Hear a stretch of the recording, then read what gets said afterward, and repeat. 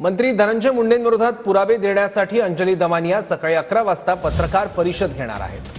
पुरावे दाखवल्यानंतर तरी फडणवीस आणि अजित पवार मुंडेंची पाठराखण करणार नाही असं दमानिया म्हणाल्यात। मुंडेंविरोधात दमानिया कोणता खुलासा करणार हे आता पाहावं लागेल।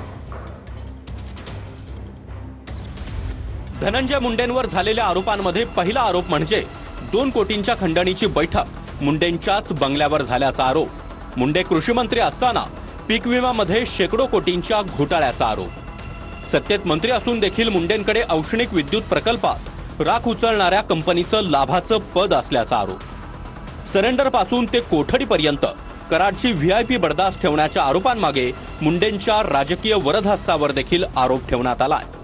आरोपी कराड मुंडेंच्या अनेक व्यवसायामध्ये पार्टनर आहे तसा आरोप केला जातोय आणि कराड अर्थात आकाचा आका आणि कराड घुलेचा बॉस धनंजय मुंडेच असल्याचा आरोप आहे।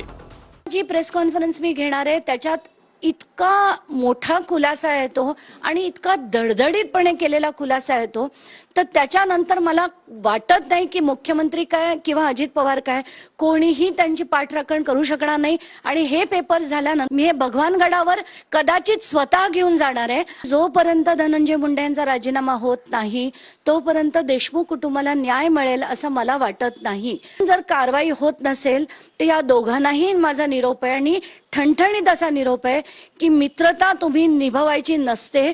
तुम्ही मुख्यमंत्री आहात, तुम्ही उपमुख्यमंत्री आहात आणि एका पक्षाचे अध्यक्ष आहात आणि जो पण माणूस इतक्या मोठ्या प्रमाणावर भ्रष्टाचार करत असेल, दहशत करत असेल, अख्ख्या लोकांना चिरडून टाकत असेल, अशा माणसाला त्या पदावर राहता कामा नये आणि त्याचा राजीनामा घेतला पाहिजे।